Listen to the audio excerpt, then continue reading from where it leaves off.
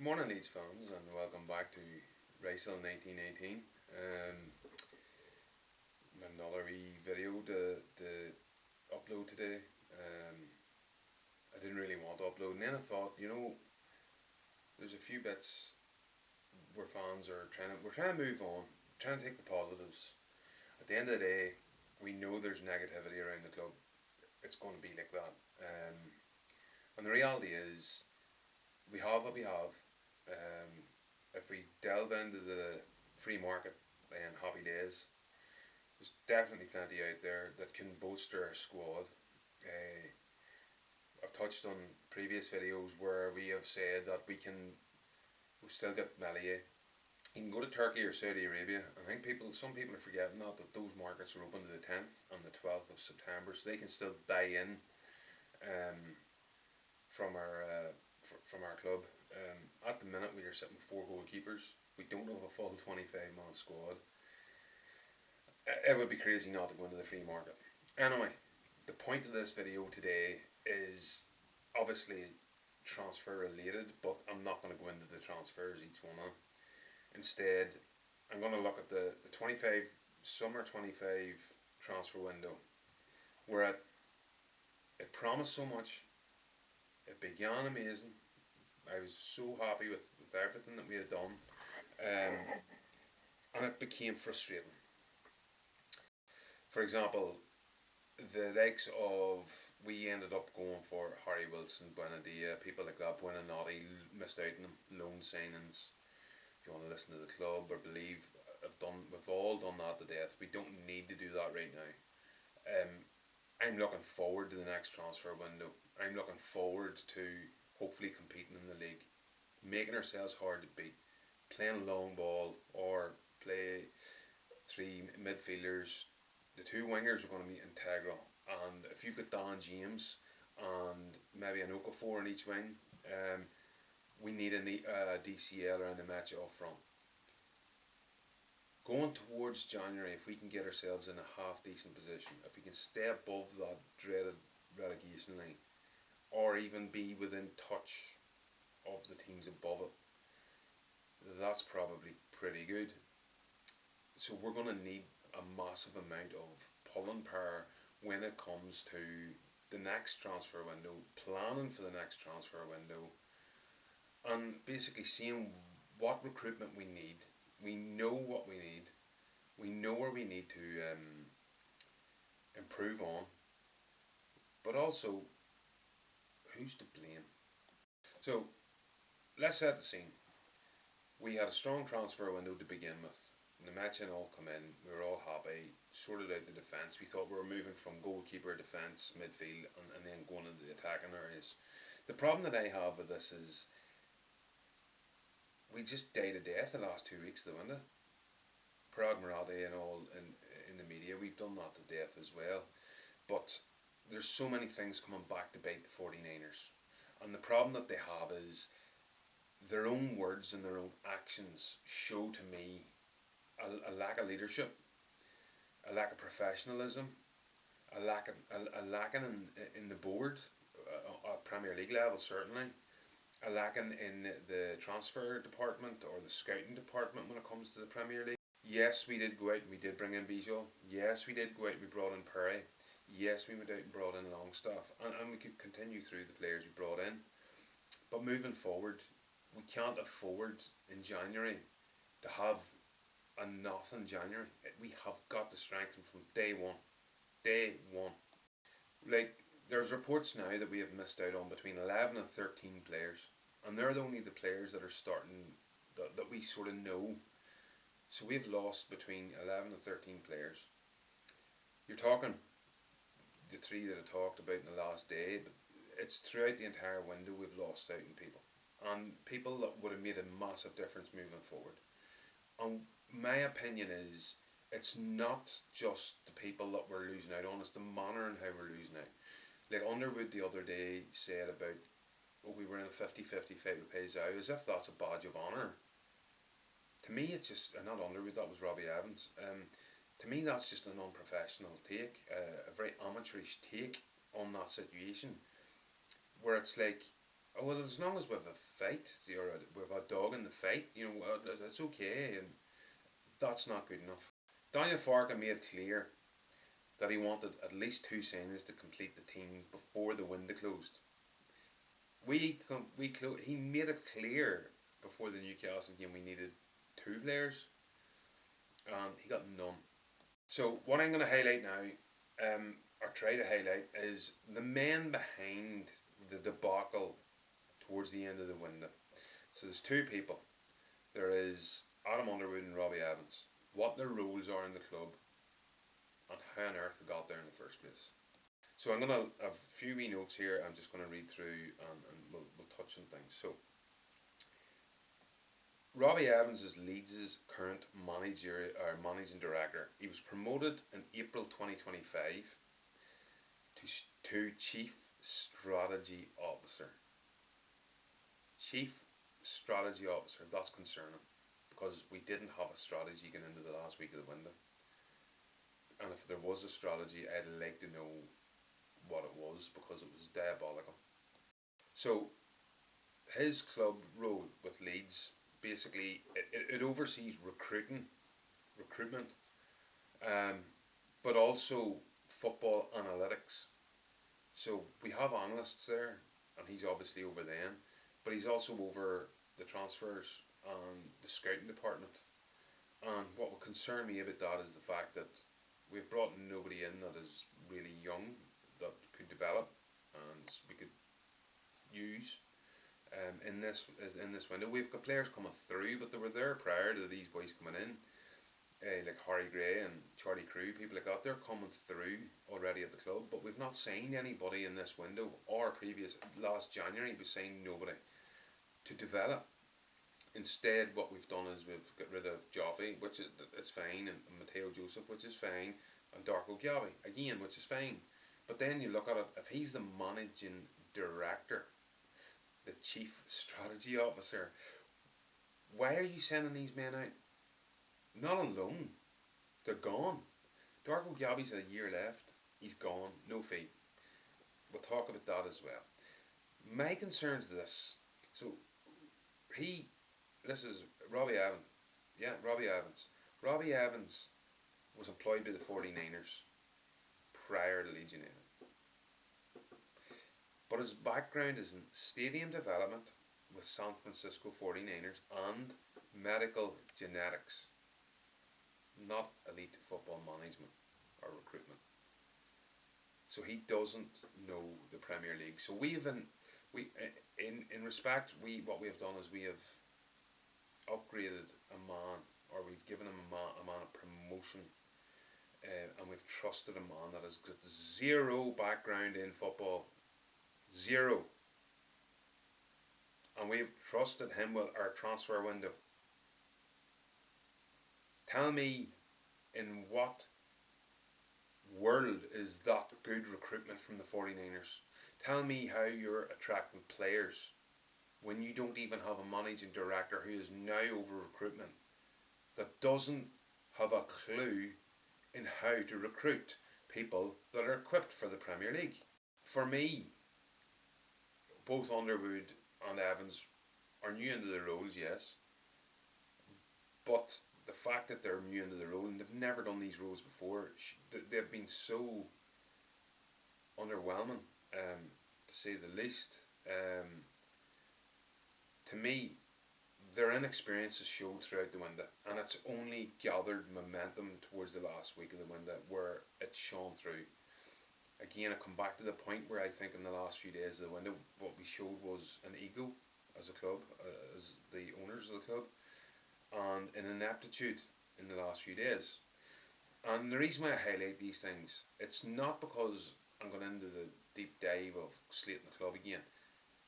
We have to get better and move forward. And if we move forward, we have to bring in the right people, the best people. And right now, these people are obviously not best in class. Let's break down. I'll give you a reason. I'm not saying by the way, I'm not saying that we have to bring in best in class like rival Man City or Liverpool or anything. What I'm saying is there are people out there unemployed that, and I'll touch on a couple of them in a bit, but there's people out there who are unemployed currently that have been managing directors, sporting directors at other clubs, on the continent, big clubs like Borussia Dortmund, etc. Frankfurt, who won the Europa League in 2021. These men are now not doing a job, and they were parts of successful big clubs. But I'm going to break down why Evans and Underwood's leadership fell apart. So it's a poor recruitment strategy. We started out strong, as I say, the beginning of the window. But after, and we brought in Bijo and all these players, and we were all happy, and we were all singing, you know, Adam Underwood's praises, really. But then what you look at is, this is a fact. After the 25th of August, we signed zero attacking players. Even though Daniel Farka had been in the media, spoke to the fans, said we want X amount of players up front. We are not ready up front in an attacking threat for this. To me, this sounds to me like a lack of planning and transfer or signing in the Premier League level.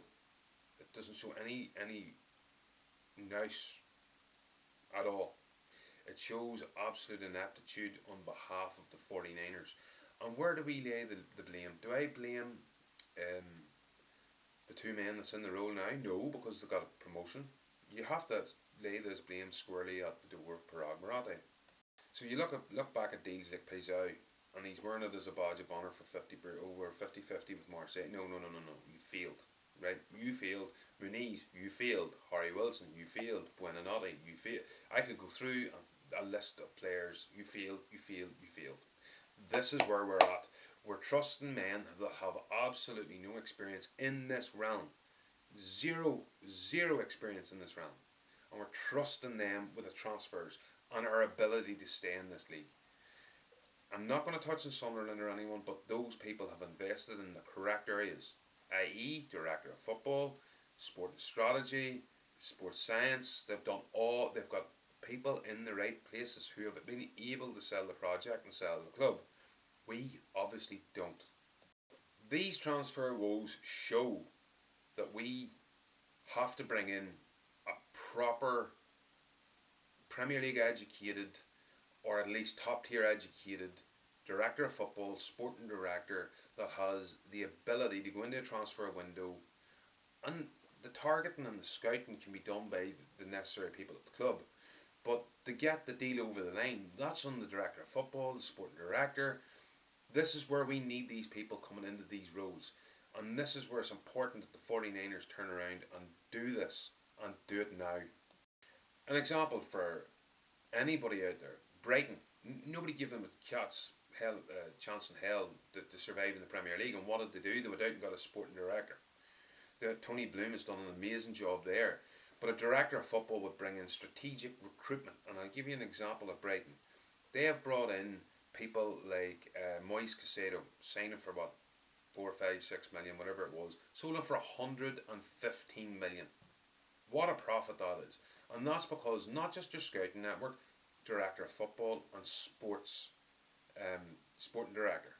People say that, if you bring in somebody like that, they'll be at odds with the manager. No, it's the way the game's going. And everybody has one now. Everybody has a sporting director. The problem with our sporting director and the problem with our recruitment people are that they're so inexperienced, yet at the same time, they hold an ego. The 49ers brand doesn't hold water in the Premier League. You can't go to a Fulham and try to demand that they give you Wilson on for 7 million, or put a bid sheet in without even consulting the other team. That is just ego driven, and it's not going to work. So moving forward fast, basically Evans and Underwood's inexperience is holding Leeds back. Evans' background is in analytics, stadium developments, which is fine because we're developing a stadium, but get him out of the role of anything to do with transfers. But it doesn't.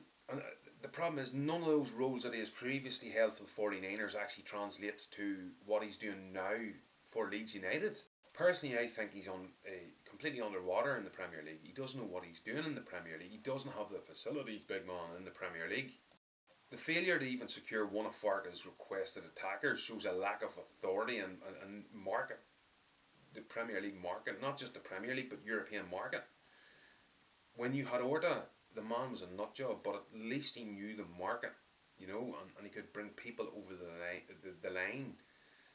We just don't have that right now. Not top tier people, not top tier players. There's no £30 million player that came through the door. DCL can be, but right now there's no £30 million player that has come through the door that we can turn around and say, hey, he's a game changer. I'll give you an example. Like, there's plenty of people who are out of work right now, and one of them's Dan Ashworth. He was off Newcastle, I think United as well. These people like him in his role are top people. The problem that I have is that I don't have any hope that the 49ers are going to even look at this, because that would be admitting that they failed. So Leeds are back in the Premier League. The transfer window started out really good, showed us our flaws.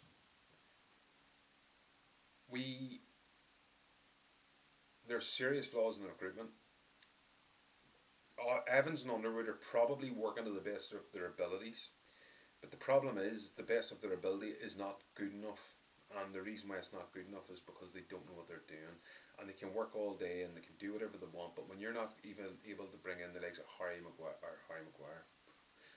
Wilson, Buonanotte, and people of those realms, the straightforward loan deals or straightforward deals. If you can't do that, well then, should you be employed at a Premier League club in the role that you're employed in? I don't think so. I'm going to give you 3 sporting directors or people that can come into our club and make it a massive difference. And there'll be a couple there that people will be going, no way, you can't have him. But it is what it is. I'm going to just give you 3 just to touch on them. And I'll give a brief breakdown. I know we're 16, 17 minutes in, but I'll try and be as quick as you can. Michael Zorc, previously Borussia Dortmund, brought through some top quality players for little money, done very successful business in Germany, and then sold them on for massive profits, like Lewandowski, and I think Erling was there, Holland. But then there's one there, as I touched on, Dan Ashworth, a previous employment within the Premier League, knows what it takes. And Ralph Rangnick. People can give off about Ralph Rangnick all they want, but the fact is the man knows the European market inside and out. He's a very successful manager. He's very successful behind the scenes, and he's very successful at bringing youth through. If you look at his history, those 3 men are unemployed. 3 men are currently unemployed. Would they be better than what we have right now? So, just in the Dan Ashworth thing, because he's got the Premier League sort of background and he's currently not employed, I don't think. There's a couple of signings. You can look at the likes of Alexander Isak and all, and people like that, but these are the likes of the signings that he made. Harvey Barnes, Lewis Hall, 2 players that are on the cusp of England, who are playing week in, week out, who are doing amazing business. It just makes sense. Whatever happened in Newcastle, he fell out with the board. He's no longer working for them. He's not in gardening leave, I don't think. The Old Trafford Man United thing, it was very short-lived and it's done and dusted. But I want to give you a brief indication. He also worked at Brighton, and this is under Tony Bloom, and I want to give you a brief indication of where he has really developed, because he's managed 3, or he's been in management for 3 clubs in the Premier League. So Tony Bloom obviously plays Moneyball. He's stats driven. He brings in for little and upgrades, sells on for massive profit. They bought Mark Cucurella under Dan Ashworth for 15.5 million ish, and they sold him off to Chelsea for a massive profit. Maitoma, again, I think he's still there actually, but they bought him for £2.5 million. He's one of their most important players in the Premier League. And Moise Caicedo, as we touched on before, 4.3 million is what they cost. I'm just looking on the phone. 4.3 million is what they cost. What it cost them, and they sold Caicedo for like 115 million to Chelsea. It's crazy that we can't tap into these type of people. You give Dan Ashworth a contract to work alongside Leeds United, to work alongside Daniel Farke, to really get involved in the 49ers and what they want to go forward in. I think you have a massive upgrade, and we have to get better. I don't want to be sitting here in January, end of January, and basically saying the same thing because we'll be down at that point. My concern is we're going to end up. Daniel Farke is going to lose his job. If he does not, if we do not pick points up in the next 4 or 5 games, he will lose his job, and it's because of the ineptitude in the market and the attacking areas. It's early. I want to be positive. I think DCL up front with two men on natural wings, not cutting in, putting the balls in the boxes and getting a man forward from midfield causes a lot of problems for a lot of teams in this league. If we can keep DCL fit, it's massive. If we can keep Nemanja fit, it's massive. But we have to get the balls in. And it's probably going against what we have seen under Farke.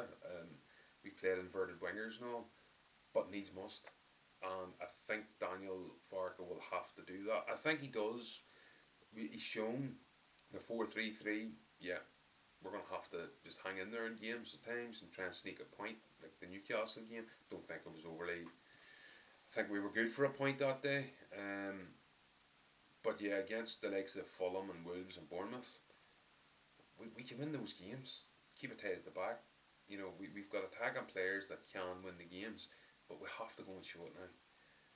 We've let Daniel Farke down in the market. We have.